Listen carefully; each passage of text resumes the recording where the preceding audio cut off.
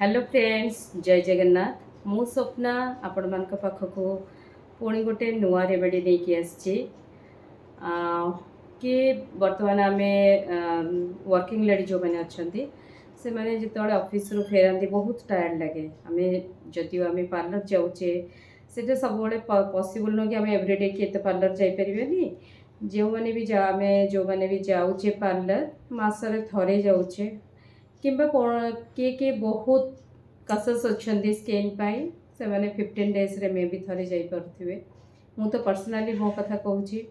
मो 2-3 मास रे भी थरे जा डिफिकल्ट हो जाए बिकज ऑफ बहुत समय सापेक्ष जीवाटा प्राइस इज एंड एवरीथिंग से मु गोटे आपण मान पाख गोटे रेमेडी आज नहीं आसी कौन करेंगे ना आप ऑफिस रु फेरला कि जो मैंने होम मेकर जो मैंने घरे भी रोचे समस्ते आजिकल बहुत कसस निजर स्किन को लेकर एंड आफ्टर 35 आम समस्ते टिके कसस रहिबा भी दरकार कहीं जदि निजे सुंदर टिके लगे कॉन्फिडेंस भी रही एटा तो समस्ते जानी थे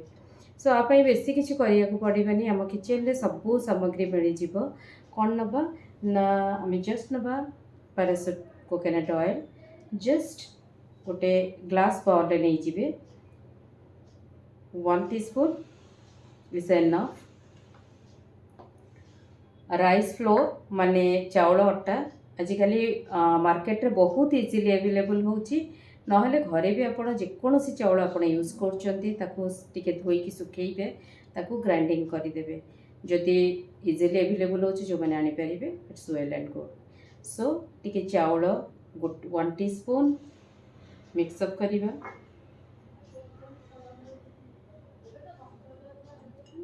एनफ यहाँ हूँ मोर एलोवेरा जेल मु रोज एलोवेरा जेल यूज करे एलोवेरा जेल यूज कले आपण स्किन टाइटनिंग रा सांगे जेकोसी दाग भी कंटिन्यूस जब यूज करेंगे दाग रही सेकेंड थिंग पीएच बैलेंस बहुत भल भाव मेंटेन करे एवं कूलिंग सुदिंग इफेक्ट दिए स्किन को सो आम यूज करवा मु आपण जेकोसी एलोवेरा जेल यूज करी किंतु रॉ एलोवेरा जेल यूज करेंगे बिकज रॉ एलोवेरा जेल बहुत जनक स्किन रे रैसेस हो पारे so you will take only 1 teaspoon enough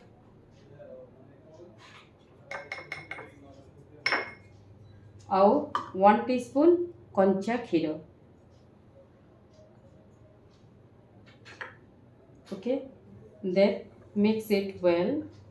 बहुत भल भाव आम मिसई दबा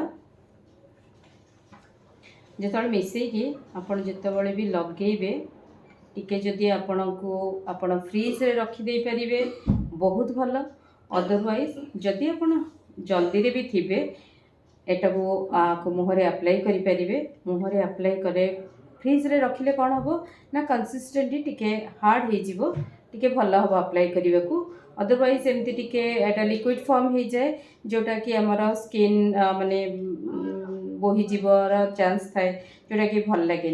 सो से टिके समय जदि आम फ्रिज रखिदबा एंड तापर आम एटा को अप्लाई कर आपण जस्ट 15 to 20 मिनिट्स रखिबे तापरे धोईदेवे देखिए तापरे आपण स्किन केते माने कूलिंग लगुची टाइटनिंग लगुची एवं माने पार्लर आम जो सब बड़े जापे से तार कौन सी आमको ये रही बहुत भल लगे यूज करके आपण मैंने अप्लाई करके थोड़े देखते सांग मैंने केमती लगुच भिडटी जदि भल लगी थाए लाइक शेयर कमेंट करने को भूलें आउ जदि प्रथम थर पर मो भिडटी देखुवे सांग मैंने सब्सक्राइब करने को भूलें थैंक यू टाटा।